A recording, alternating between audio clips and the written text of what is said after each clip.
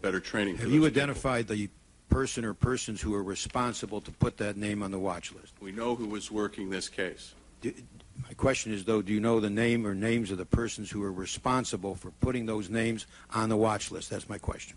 Yes, sir, I think I have. All right. Now, then we come to March 5th, same year, 2000. And the CIA learns some additional information, very critical information. On March 5th, the CIA learns that Hazmi had actually entered the United States on January 15th, 7 days after leaving the al-Qaeda meeting in Malaysia. So now the CIA knows Hazmi is in the United States, but the CIA still doesn't put Hazmi or Midhar on the watch list and still does not notify the FBI about a very critical fact.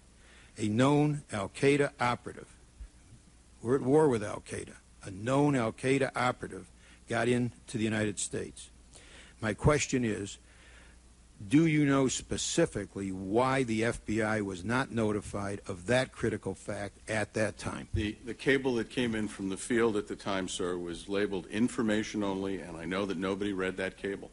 But my question is, do you know why the FBI was not notified of the fact that an al-Qaeda operative now was known in March of the year 2000 to have entered the United States? Why was the CIA? Why did the CIA not specifically notify the CIA? That's my question. The FBI. Sir, if we weren't aware of it when it came in the headquarters, we couldn't have notified them. Nobody read that cable in the March time frame. So that the cable that said that Hazmi had entered the United States came to your headquarters, nobody read it? Yes, sir. It was an information-only cable from the field, and nobody read that information-only cable. Should it have been read? Yes, of course, in hindsight. And should it have been read at the time? Of course it should have been read. All right. My question is, do you know who should have read it?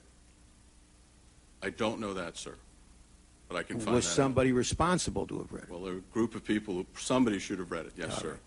We need to also look at where it came into, but I can find that out. You don't know who that person was? I do not. Should they have been watch listed at the time, both of them? Now we're talking March of the year 2000. Yes, sir. We've acknowledged that fact. Okay. Do we know why in that specific time? Now we know that Hazmi has entered the United States. This is another trigger point. Yes, sir. They should have been watch listed. Who was responsible for watch listing at that time? I don't know the answer to that question, but I will provide an answer. Next, on October 12th, 2000, bin Laden operatives attacked the USS Cole.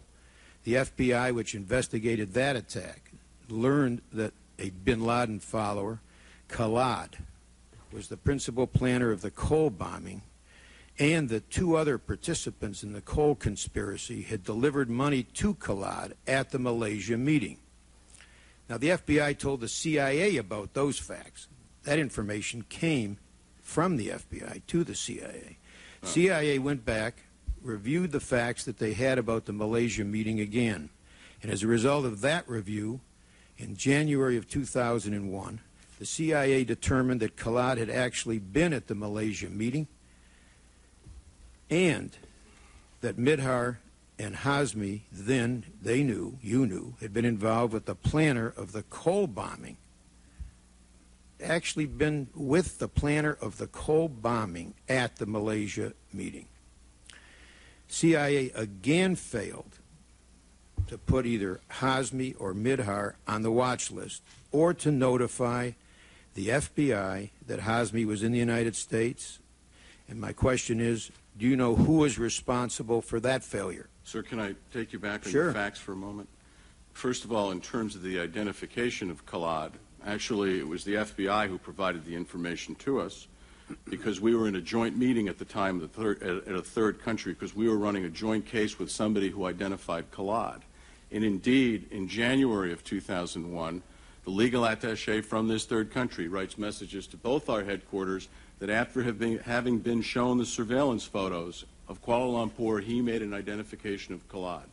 So at that point, sir, both the CIA and the FBI know that Midhar was in Malaysia and that in this time period, and that Khalad was in Malaysia at this time period as well. Now, that's irrelevant to my point. What you did not notify the CIA of at that point, No, the FBI. excuse me, but you did not notify, thank you, the FBI of at that point, is that you knew that Hazmi was in the United States. That's correct, sir. That's January now of 2001, another failure. Sir, there are 3 instances, as I note in my testimony, on 3 my separate question, occasions. I know. My question, do you know who was responsible to notify the FBI at that time? I don't, but I will find out for you. Now we have a meeting in the year 2002 in New York City. And this is a meeting of a CIA analyst and FBI officials from the New York field office, which was the office investigating the Cole bombing, and the FBI headquarters, including the FBI analyst on detail to the counterterrorist center at the CIA. The FBI agents on the Cole bombing pressed the CIA at that meeting for information regarding Midhar and the Malaysia meeting, but the CIA representative denied them that information. It's a very specific finding in the staff report that there was a refusal to share that information relative to Midhar and Malaysia, and as to why the CIA was tracking Midhar at a June 2001 meeting on a specific request of an FBI agent in New York. My question is, do you know why that CIA agent refused to tell the CIA agent what the FBI, what the CIA, let me start over. Do you know why the CIA agent refused to tell the FBI agent what the CIA agent knew when the FBI agent specifically said, why are you tracking Midhar? We have, we're going to have a disagreement on the facts here. And here are the facts as I understand them. There were 3 people who left New York to go to Washington to go to New York that day. It was an FBI analyst from FBI headquarters, an FBI analyst from our counterterrorism center, and our analyst. They went up to discuss the Cole investigation. The FBI analyst from FBI headquarters brought the surveillance photos with her, and at the end of the conversation, and I've now talked to 2 of the people involved, Senator, the FBI analyst from FBI headquarters handed the surveillance photos to the New York field office personnel. There was some discussion about them.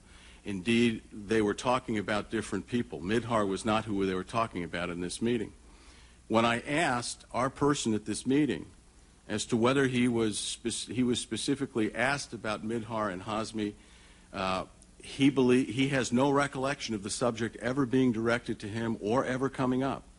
So there's a factual issue here, and I've only talked to 2 of the people involved. Let me read you the staff report.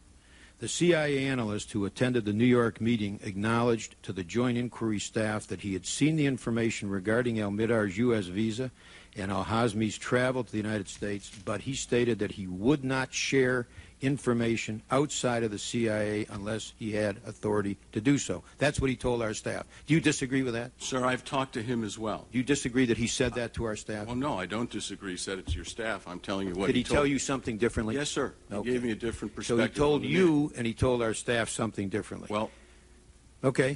But I think it's important, sir. Yeah, but our time is limited, so let me just keep going. That's the answer. He told you something differently from what he told our staff. Mr. Mueller, Director Mueller, at that June 11th meeting, did the FBI know that Midhar and Hazmi were at the January 2000 meeting of al-Qaeda operatives in Malaysia? I don't believe they did. All right.